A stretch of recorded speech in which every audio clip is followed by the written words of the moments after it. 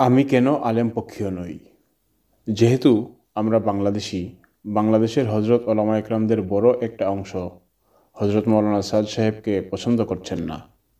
ছোটবেলা থেকেই আমি একজন ওলামা প্রেমী হওয়ায় সেই কবেই আমিও বাংলার বেশিরভাগ ওলামাদের পক্ষেই হয়তো থাকতাম।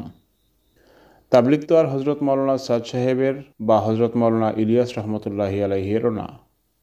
তাবলিগের এই মেহনতের দ্বারা নিজের ইমান আমলের তারাক্কি হয়, সজীবতা আসে। অপরদিকে শেষ নবীর উম্মত হিসেবে এটা একটা গুরু দায়িত্বও বটে।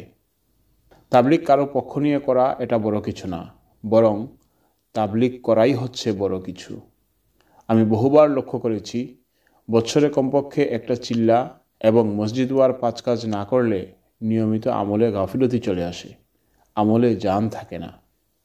কিন্তু খুবই দুঃখজনক সত্য হলো, আমার মতো একজন সাধারণ সাথীর কাছেই এটা দিনের আলোর মতো পরিষ্কার ধরা পড়েছে যে এই বেশিরভাগ হজরত ওলামা একরামই শুরু থেকেই অসত্য বিষয় আলোচনা করে আসছেন, যা হজরতদের কাছে কৌশল হতে পারে, কিন্তু আমার কাছে এই অসত্য প্রচারের কৌশলটি মারাত্মক অপকৌশল মাত্র। কি কি অসত্য কথা? শত শত, কয়টা বলবো? আচ্ছা, তবুও কয়েকটা বলি। যেমন, এতাতিরা টাকা পায়। আচ্ছা, টাকা তো আর আসমান থেকে পড়ে না।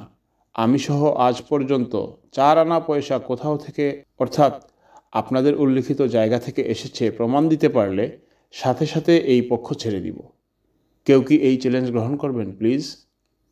আজ পর্যন্ত পারছেন প্রমাণ করতে? এই জামানায় প্রমাণ ছাড়া কথা বলতে লজ্জা হয় না? মাওলানা সাদ সাহেব এই কথা বলেছেন, অথচ উনি উর্দুতে কথা বলেছেন, যা আমরা নিজের কানে শুনেছি। আমরা হাজার সাথী উর্দু বুঝি, আলহামদুলিল্লাহ। আর কথার কথা, উনি ভুল কথা বললে আমি একজন সাধারণ সাথী হিসেবে তওবা করতে হবে কেন?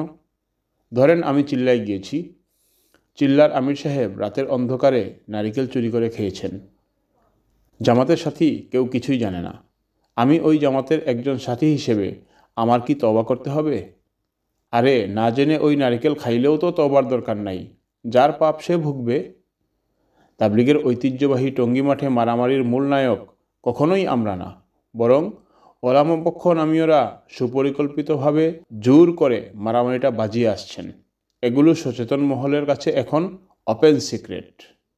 আমরা কাকরাইল এবং টঙ্গীর মাঠে নিয়ে যাই তসবিহ আর জায়নামাজ, ওনারা আমাদের হাতে দেখেন লাঠি। ওলামা একরামদের এই সমস্ত অসত্য বিষয়গুলো প্রকাশ্যে আলোচনাই আমার মতো হাজার হাজার সাথীকে সাতপন্থী বা একক আমিরের পক্ষীয় হিসেবে মজবুত করে তুলেছে।